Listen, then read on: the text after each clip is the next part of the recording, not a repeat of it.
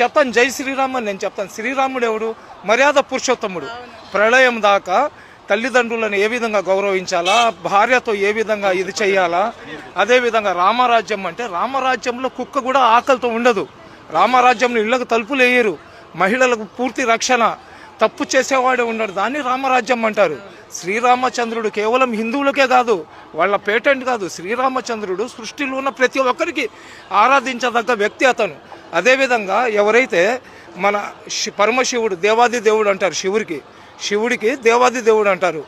రాక్షసులకు అదేవిధంగా దేవుళ్లకు యుద్ధం జరిగినప్పుడు రాక్షసుల వైపు అమృతము, అదేవిధంగా దేవుళ్ల వైపు విషం వచ్చినప్పుడు ఆ విషాన్ని అతను తాగేసి రాక్షసులను సంహరించి అమృతాన్ని దేవుళ్ళకి ఇచ్చినాడు. కాబట్టి అతనికి దేవుళ్లకు దేవుడు దేవాది దేవుడు అంటారు. పరమశివుడు కూడా తపస్సు చేస్తాడు. అతను తపస్సు ఎవరికి చేస్తాడు?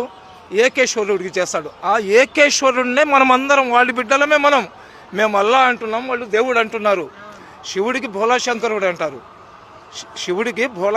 అంటారు, నీలకంఠేశ్వరుడు అంటారు. అదేవిధంగా మనకు ఆది దేవుడు ఎవరు? హిందువుల ఆది దేవుడు ఎవరు? గణపతి పేరు ఎత్తకుండా పూజ చేస్తే ఆ పూజ పూర్తి కాదు. అదేవిధంగా ఒక్కొక్కళ్ళు ఒక్కొక్క ఆచారాల్లో ఉంటారు. కానీ అందరు కూడా కోరుకునేది ఏంది? అందరూ బాగుండాలని. ఈరోజు హిందూ సమాజంలో గాలి దేవుడు, సూర్యదేవుడు, భూదేవి రకరకాలుగా చెప్తారు కదా. నిజంగా ఆ దేవుళ్లకు మాకు హిందువులే ఉండాలా, వేరే కులస్తులు ఉండకూడదు అనుకుంటే 10 నిమిషాలు సూర్యుడు ముస్లింల మీద టెంపరేచర్ పెంచేసాడు అనుకోండి, మేమందరం చచ్చిపోతాం. లేదా గాలి దేవుడు 10 నిమిషాలు ముస్లింలకు నేను గాలి ఇవ్వాలంటే మేమందరం చచ్చిపోతాం.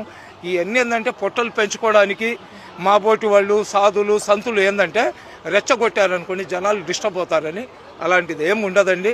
ఈ భూతల్లి నన్ను మోస్తుంది, వాళ్ళని మోస్తుంది.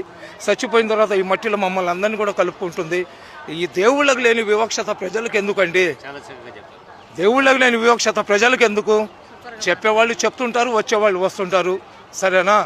అందరూ బాగుండాలా, అందులో మేము ఉండాలా. నా రాష్ట్రం సస్యశ్యామలంగా ఉండాలా, నా దేశం ప్రపంచంలో ఉన్నతమైన స్థానంలో ఉండాలా.